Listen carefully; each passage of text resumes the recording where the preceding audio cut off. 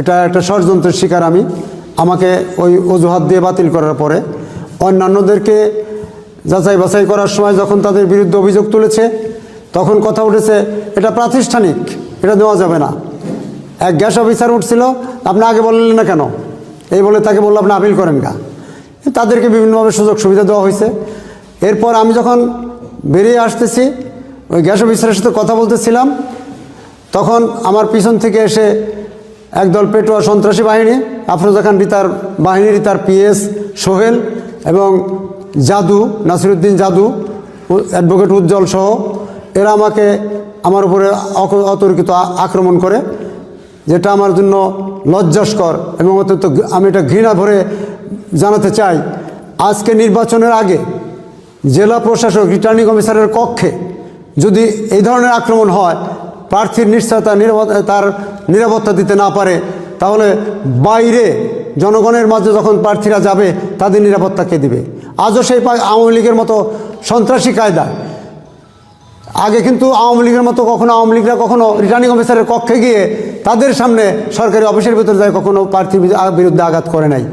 আমি 2বার উপজেলা চেয়ারম্যান নির্বাচিত হয়েছি আওয়ামী লীগের আমলে, কই তারা তো আমার কখনো আঘাত করেনি। কারোর বিরুদ্ধে তাদের বিরুদ্ধে কথা বলা যাবে না।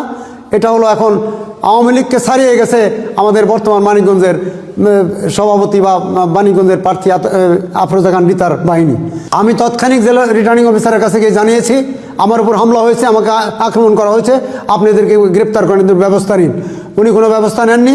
পরবর্তীতে আমি আমার লিখিত দিয়ে এসেছি ওনার সিএর কাছে যে আমার বিরুদ্ধে এরকম হামলা করা হয়েছে, আমি প্রার্থীর বিরুদ্ধে নির্বাচনী ব্যবস্থা গ্রহণের জন্য আমি দরখাস্ত দিয়েছি এবং যারা আমাকে আক্রমণ করছে তাদের অবিলম্বে তাদেরকে গ্রেপ্তার করে তাদের বিরুদ্ধে আইনানিক ব্যবস্থা গ্রহণ করার জন্য আমি সেখানে দরখাস্ত দিয়ে আসছি। আমি জানি না এটা কী হবে। এত দুর্বল প্রশাসন, এত দুর্বল যদি ডিসি রিটার্নিং অফিসার হয়, উনি কী করে এই নির্বাচন পরিচালনা করবেন? আমি মনে করি এখনও নির্বাচন শুরুই হয়নি।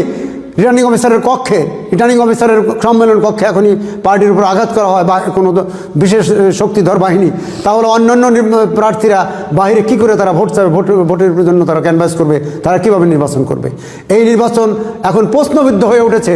মানিকগঞ্জের নির্বাচন সারা বাংলাদেশেও কতটা প্রশ্নবিদ্ধ জানি না, মানিকগঞ্জের নির্বাচন প্রশ্নবিদ্ধ হয়েছে। মানিকগঞ্জের নির্বাচন সুষ্ঠু হবে না, এটা আমার আজকে ধারণা হয়ে গেছে। আমি এটার তীব্র প্রতিবাদ জানাই। অবিলম্বে এই সন্ত্রাসীদের গ্রেপ্তার করতে হবে এবং এই যে যার বাহিনী তার বিরুদ্ধে এই নির্বাচনী আইনে তার বিরুদ্ধে ব্যবস্থা গ্রহণ করার জন্য আমি জোর দাবি জানাচ্ছি।